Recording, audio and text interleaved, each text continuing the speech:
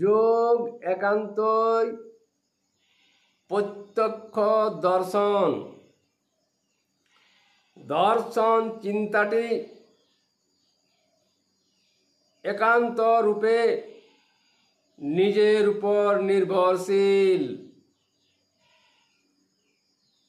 তার উপলব্ধি আত্মা ব্রহ্ম সূত্রটি একান্তই মনোযোগী হইলেও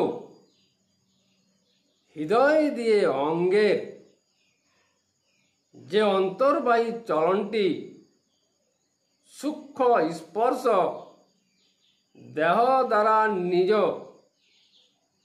প্রক্রিয়াটি অবস্থানিক রূপে চালাইয়া যায়, নিজ কর্তৃত্ব সম্পাদনে ব্যস্ত থাকে।